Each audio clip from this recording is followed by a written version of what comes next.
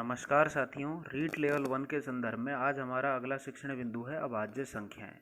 तो देखिए, अभाज्य संख्याएं क्या होती हैं? ऐसी संख्याएं जिनमें एक अथवा स्वयं उसी संख्या के अतिरिक्त किसी भी संख्या का पूरा पूरा भाग नहीं जाता, तो इन संख्याओं को हम अभाज्य संख्याएं कहते हैं। तो अब बात करें इन संख्याओं के उदाहरण की, तो ऐसी संख्याएं हैं 2, 3, 5, 7, 11, 13, 17, 19, 23, 29, 31, 37, 41, 43, 47, 53, 59, 61, 67, 71, 73, 79, 83, 89 और 97 और आगे भी ऐसी बहुत ही संख्याएं हो सकती हैं। तो इस प्रकार हमने 1 से 100 तक की अभाज्य संख्याओं के बारे में बात की। ये सभी उन्हीं संख्याओं के उदाहरण हैं। तो इनमें या तो स्वयं का भाग जाता है उसी संख्या का, या फिर जाता है एक का भाग।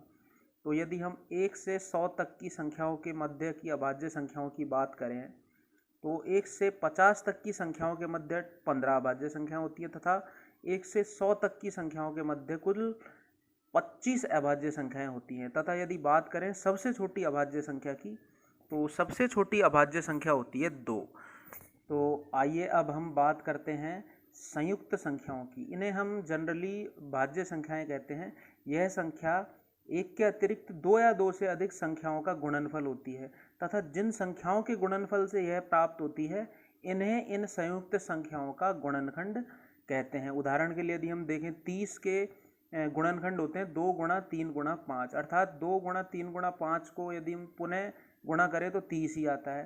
तो इस प्रकार हम देख सकते हैं कि 1 से 100 के मध्य कुल 74 भाज्य संख्याएं होती हैं।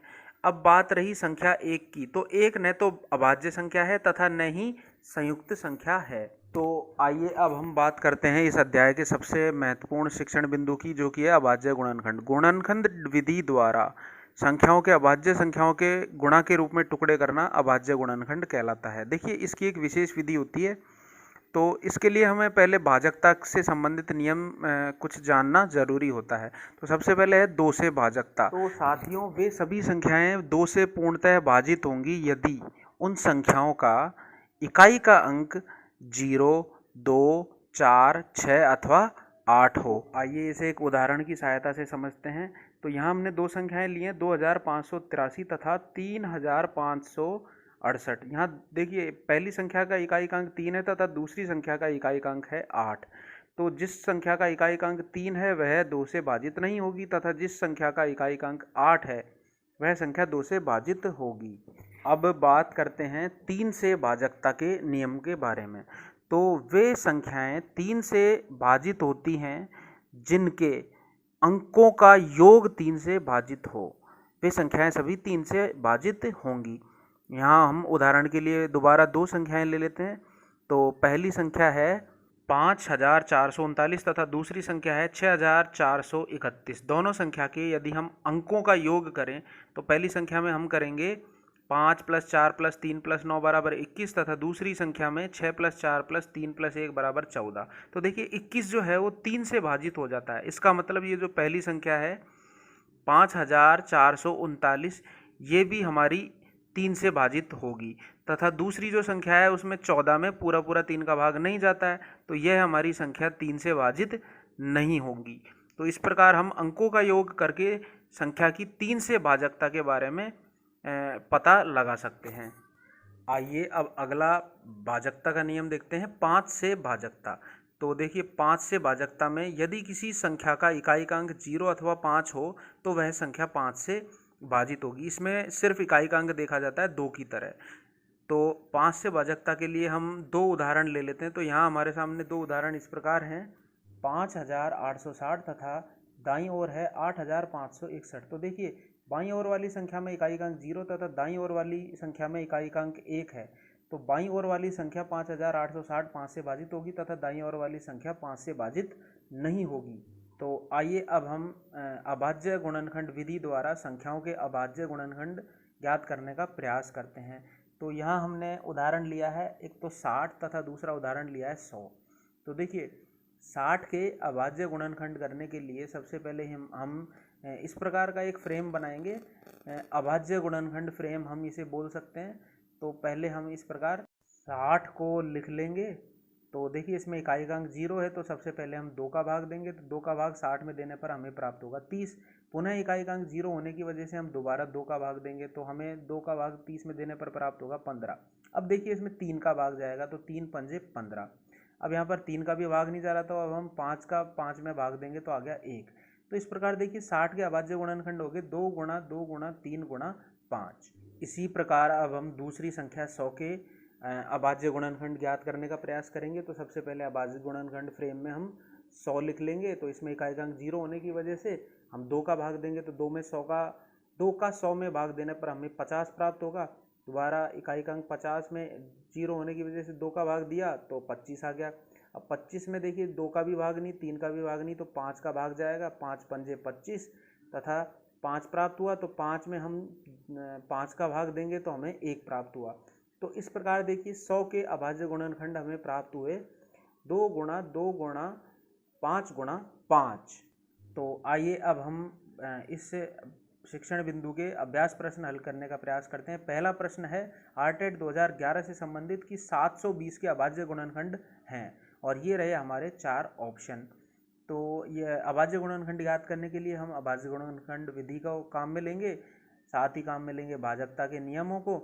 तो 720 में देखिए इकाई का अंक है 0, तो 2 का पूरा भाग जाएगा, तो 36 दूना 72 होता है। यहाँ 36 लिखा, साथ में आया 0।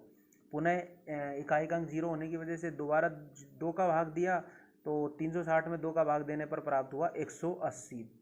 दोबारा इकाई का अंक 0 होने की वजह से 180 में 2 का भाग दिया तो आ गया 90। दोबारा 2 का भाग दिया 90 में तो आ गया 45। अब इसमें 2 का भाग नहीं जा रहा, अब हम इसमें 3 का भाग दे सकते हैं। तो 3 का 45 में भाग दिया तो आ गया 15 तिये 45 15। अब 15 में हम पुनः 3 का भाग दिया तो आ गया 5। तो अब 5 में 5 का ही भाग जाएगा, तो 5 में 5 का भाग दिया तो आ गया 1। तो इस प्रकार 720 के अभाज्य गुणनखंड आ गए 2 गुणा 2 गुणा 2 गुणा 2 गुणा 3 गुणा 3 5, जो कि यदि हम इन सभी ऑप्शनों को देखें तो डी ऑप्शन इसका सही है। तो इस प्रकार हम अभाज्य गुणनखंड विधि द्वारा अभाज्य गुणनखंड कर सकते हैं। और आरटेट 2011 में आया हुआ वो प्रश्न था। दूसरा प्रश्न है 840 के अभाज्य गुणनखंड हैं। तो ये आरटेट 2012 में आया हुआ सवाल है बंधुओं।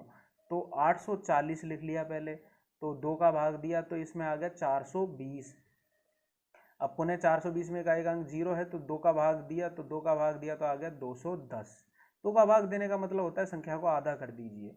पुनः 2 का भाग दिया 210 में तो आ गया 105। अब देखिए 105 के अंकों का योग 6 होता है, तो इसका मतलब इसमें 3 का भाग जाएगा। तो 3 का भाग दिया 105 में तो 35 आ गया, 35 दिया 105 होता है। और 35 में अब डायरेक्ट 5 का भाग जाएगा, तो 5 सत्ते 35 और 7 में 7 का भाग देने पर हमें प्राप्त हो गया 1। तो 840 के अभाज्य गुणनखंड हो गए 2 गुणा 2 गुणा 2 गुणा 3 गुणा 5 गुणा 7। तो यहाँ देखिए अभाज्य गुणनखंड में ये संख्याओं का क्रम इन्होंने बदला हुआ है संख्याओं का।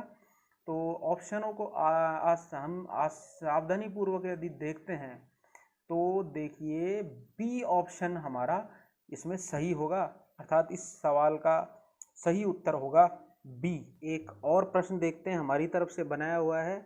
निम्न में 5 से भाजित संख्याओं का समूह है। यहाँ हमें 4 ऑप्शनों में 3-3 संख्याओं के समूह दिए हुए हैं, तो हमें बताना है 5 से भाजित संख्याओं का समूह कौन सा है। तो इसके लिए हम देखो 5 से भाजित संख्याओं का समूह ज्ञात करने के लिए हम देखते हैं इकाई का अंक। तो इकाई का अंक होना चाहिए 0 या 5।